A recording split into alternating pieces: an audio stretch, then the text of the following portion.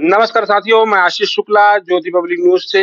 इस वक्त हम आए हैं ऑल इंडिया कौमी कमेटी के प्रदेश अध्यक्ष के पास और मुद्दा ये है कि जो देश में एक आतंकवादी हमला हुआ है और आतंकवादी इस हमले के बारे में बस मैं इतना कहना चाहूँगा क्योंकि भारत की एक सभ्यता रही है, हिंदू, मुस्लिम, सिख, ईसाई सब भाई-भाई और यहाँ पर ये मामले को लेकर मैं आज आया हूँ प्रदेश अध्यक्ष महोदय के पास, अब्दुल हैदर जी के पास।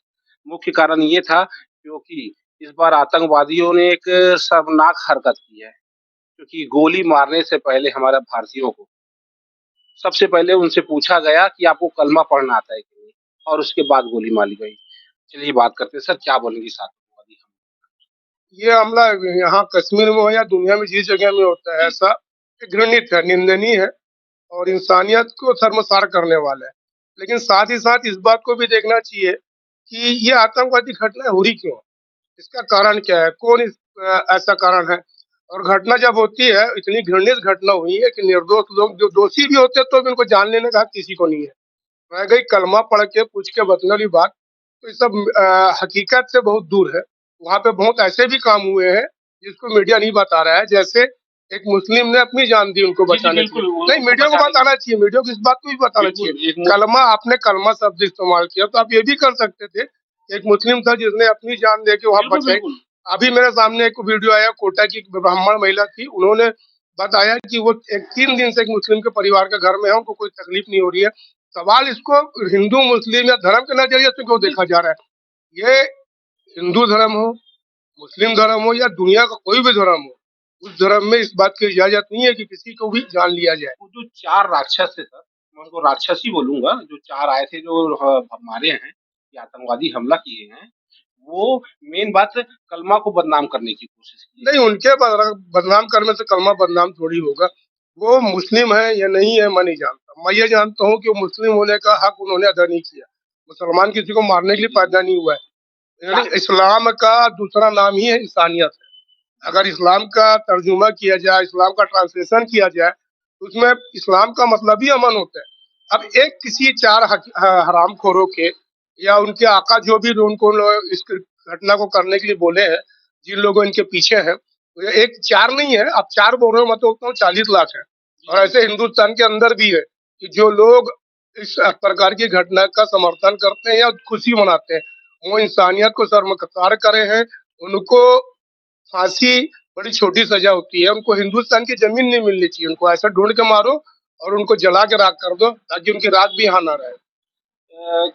इस बार जैसे पूरा एक मीडिया में एक माहौल देखने को मिल रहा है कि इस बार जो उसका जन्मदाता माना जाता है पाकिस्तान को, इस बार उस पे बड़ी कार्रवाई करने की पूरे देश से एक माहौल बन रहा है। इस पे क्या कहें? माहौल बढ़ रहा है नहीं, माहौल बनाया जा रहा है। कार्रवाई तो पहले करनी चाहिए थी। नोटबंदी में तो आतंकवादियों की आंख टूट गई थी, हाँ, कमर की हड्डी टूट गई, फिर आतंकवादी कहाँ से पैदा हुए? 370 में तो कश्मीर में मसला खत्म हो गया था, फिर ये आतंकवादी कहाँ? तो इसके पीछे जो हिंदुस्तान के अंदर के गद्दार है उनको भी ढूंढ के मारना चाहिए। पाकिस्तान को तो बहुत पहले निर्णय लेना था नरेंद्र मोदी जी को, लेकिन वो हमेशा तब निर्णय लेते हैं जब उनको राजनीतिक फायदा उठाना होता है। पुलवामा को दुनिया ने देखा, अभी अब इतने घृणित हत्याकांड हुआ है हमारे देश के लिए। हम लोग मतलब जो हिंदुस्तान का सही नागरिक है उसको चैन नहीं है कि कैसे एक निर्दोष लोगों को आत्म मारा गया है।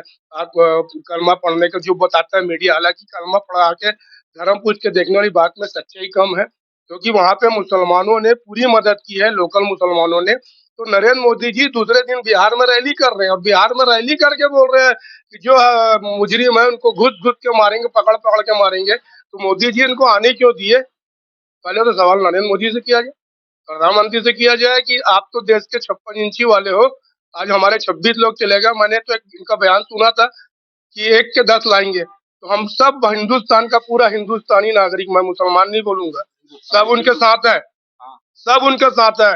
उनको पाकिस्तान को जाके मिट कर देना चाहिए, घुस के मारना चाहिए और लेके आना चाहिए उन हत्यारों को, और उनको कड़ी से कड़ी सजा देनी चाहिए। धन्यवाद सर। तो देख सकते हैं इसी तरह से पूरे देश से आवाज मिल रही है कि जो भी इस तरह की घटना को अंजाम देते हैं और उनको सख्त से सख्त उनके ऊपर कार्रवाई होनी चाहिए। सर कुछ और ये यहाँ जो मीडिया में जो हिंदू मुस्लिम कर रहे हैं ना घटिया लोग, हिंदुस्तान के गद्दार, वो मीडिया में ये बोल रहे हैं कि मुसलमानों का यही तरीका है। ये मुसलमानों का तरीका नहीं है। अगर कोई मुस्लिम या कोई धर्म का आदमी करे तो धर्म बदनाम नहीं होता, धर्म अच्छा वो है। 4 मेरा कहने का सिर्फ मतलब चार था, नहीं है, मैं वो फिर से हाँ, बोल रहा हूँ, 40 लाख जो वो जो अंदर है वो 4 भी हरकत देखो ना, करने आए थे वो राक्षस। 40 लाख हिंदुस्तान के अंदर भी है, यानी जो हिंदुस्तान में नफरत फैलाना चाह रहे हैं वो जी, भी तो जी, आतंकवादी घटना कर रहे हैं।